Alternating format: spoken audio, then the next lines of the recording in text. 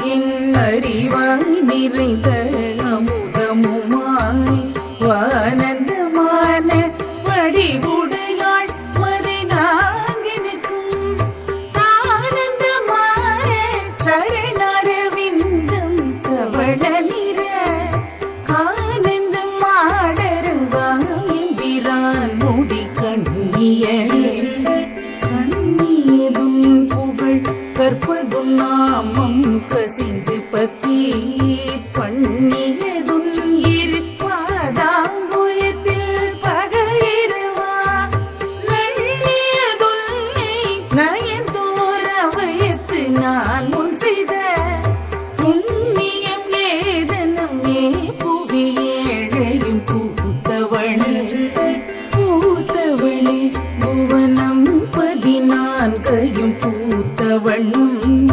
காத்தவளே பின் கருந்தவளே கரை கண்டனுக்கு மூத்தவளே என்றும் மூவாவுந்தற்கு இளையவளே மாத்தவளே உன்னை அன்றி மற்றோர் தெய்வம் வந்திப்பவர் உன்னை வானவர் தானவரானவர்கள் சிந்திப்பவர் நல்திசை முகர் நாரணர் சிந்தையுள்ளே வந்திப்பவர் எழியா பரமானந்தர் பாரில் உன்னை சந்திப்பவர் கிளிதான் என் விராட்டினின்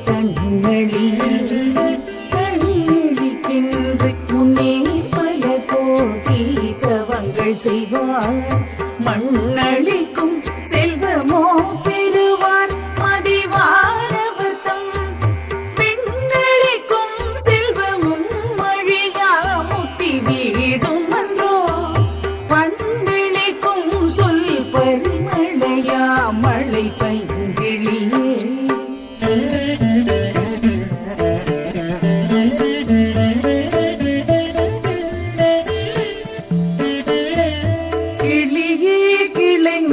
மனத்தே கிடந்து கிளர்ந்துளிரும் ஒளியே ஒளிரும் ஒளி கிடமே எண்ணில் ஒன்றுமில்லா வெளியே வெளி முதல் பூதங்களாகி விரிந்தகமே அழியே நரிவளவிற்களவானது அதிசயமே அதிசயமான வடிவுடையாள் அரவிந்தமெல்லாம்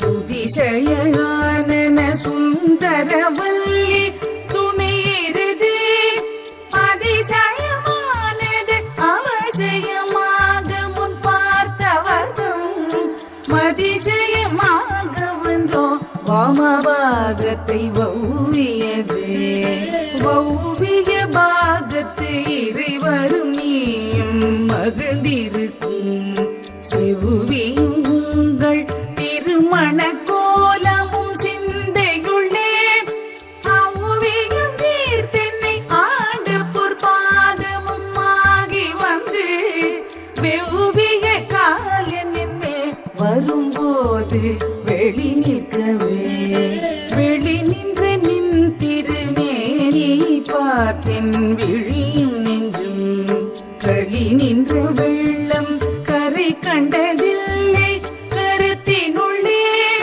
வெளி நின்ற ஞானம் திகழ்கின்றது என்ன திருவுள்ளமோ ஒளி நின்ற கோணங்கள் 9 மேவி உறைபவளே உரைகின்ற நின் திருக்கோயில் கேழ்வர் ஒரு பக்கமோ அறிகின்ற நான் மறையின் அடியோ முடியோ அமுதம் மிருகின்ற வெண் திங்களோ கஞ்சமோ என்ற நெஞ்சகமோ மறைகின்ற வாரிதியோ பூரணாச்சல மங்கலையே.